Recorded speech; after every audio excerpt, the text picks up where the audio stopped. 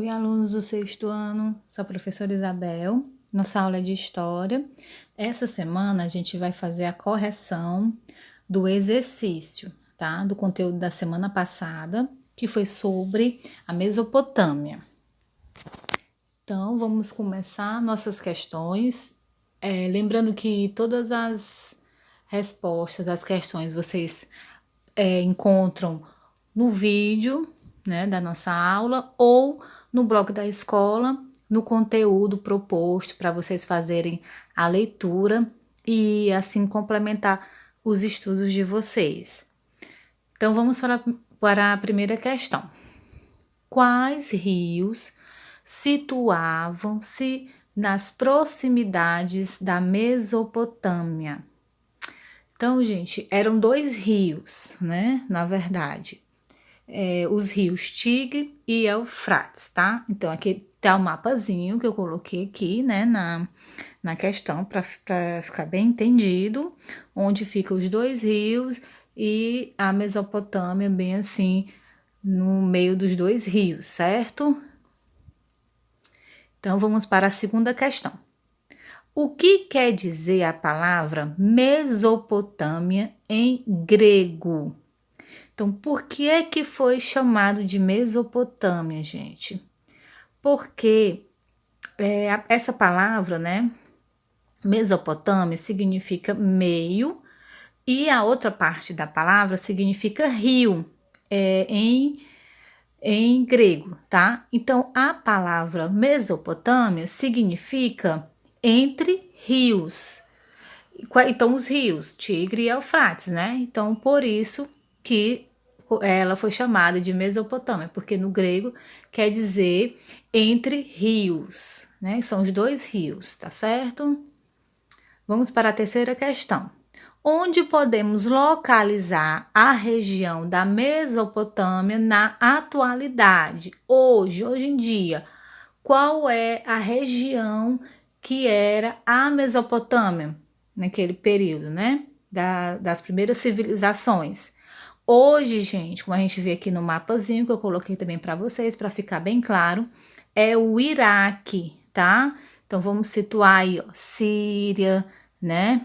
Tá certo? Outros países que a gente pode ver, mas a Mesopotâmia é hoje como se fosse o Iraque, aquele território ali do Iraque. Quarta questão. Cite duas principais características dos povos sumérios, tá? Eu coloquei aqui algumas características, né? Na questão eu pedi duas, mas aí o que a gente pode destacar para melhor compreensão? Eles se desenvolveram, né, um importante sistema de localização dos rios, né, porque foi realmente um lugar estratégico, né, para o seu desenvolvimento. Eles também começaram a fazer o armazenamento de água, né, para a questão das colheitas, né. Eles também, gente, eles foram aqueles que criaram a escrita cuneiforme, né? Lembra que eu falei para vocês da escrita da Mesopotâmia? Pronto, eles começaram também a registrar, né, detalhes, tá? Do seu cotidiano. Outra característica também bastante importante que a gente pode citar são os zigurates, né? Que são aquelas grandes construções. Lembra que eu até falei para vocês? Parece com pirâmide, né? Do Egito, mas não é. Tem outra função? Pois bem, então essa é outra característica dos sumérios, que os zigurates eram feitos para a questão dos deuses, né? Para cultuar, né? Esses deuses era para realizar cerimônias, né, de rituais e tudo mais, tá? E aí a gente pode citar cidades importantíssimas, né, dos sumérios, tá? Como Nippur, né, Uruk, certo? Então, e outras cidades mais. Então, essas são várias características, né? A questão pediu duas, mas aí eu falei para vocês agora algumas que é para ficar melhor compreendido. Quinta questão. O que era o Código de Hammurabi? Gente, o Código de Hammurabi era um conjunto de leis criado, né, pelo sexto rei da Suméria, tá? O Hammurabi. Ele era da primeira dinastia babilônica. E aí, o que dizia nesse código, né? Esse código ele se baseava naquela questão assim, olho por olho, dente por dente, tá? Então, assim, vamos pensar de uma forma bem prática.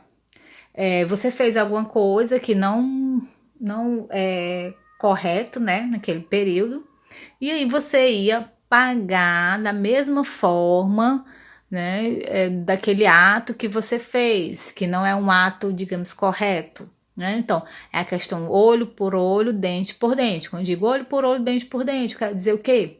Que você vai pagar da mesma forma, né, da mesma moeda, né? O que você fez, né, você vai pagar, certo? E aí era um conjunto de leis que serviam para vários sentidos, né? Para a questão da administração, questão também matrimonial, questão também de roubo, né? Nos vários aspectos ele era utilizado, esse código de leis. E a gente pode dizer que foi um dos o primeiro código de leis, tá? Elaborado, assim, para, digamos, organizar melhor a sociedade, tá? Lembrando que a gente não pode olhar para esse código e querer comparar com o de hoje, né? Com os códigos que existem hoje, tá? Porque naquele período, né, a gente tem que colocar isso, né, em nossa mente, era o cotidiano deles. Para eles não era nada de anormal, certo? Eram os fatos daquele período ali, né? Dos acontecimentos daquele período, tá certo? Então vamos para a próxima questão. Qual a principal característica do povo assírio? A gente falou de assírio, lembra logo da questão militar, da questão das guerras, tá? Porque eles eram muito violentos, tá? Então, eles tinham uma ampla organização militar, tá? E eles eram, digamos assim, eles eram havidos para a guerra mesmo, tá? Então, eles também eram ditos como eles faziam atos de muita crueldade, né, com seus inimigos, tá? Eles eram bastante perversos, assim. Então, lembra de Assírio, lembra da questão militar, das guerras e da violência mesmo. Sétima questão. Podemos dizer que a civilização mesopotâmia era politeísta?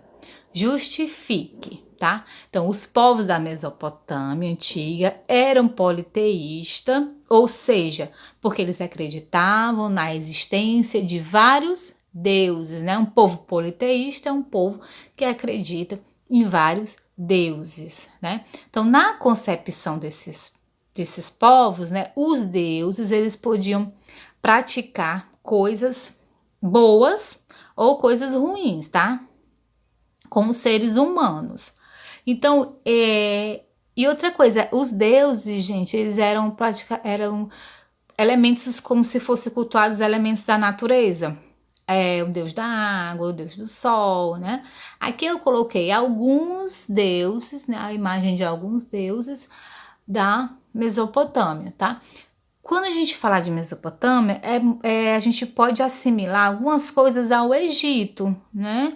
Religião, a gente pode lembrar, né, da religião, a forma como eles se organizaram, né? Perto de rios, a questão também da sociedade, tá? A gente pode assimilar algumas coisas, não tudo, tá, gente? Porque eram duas civilizações diferentes. Então, gente, essa foi nossa correção.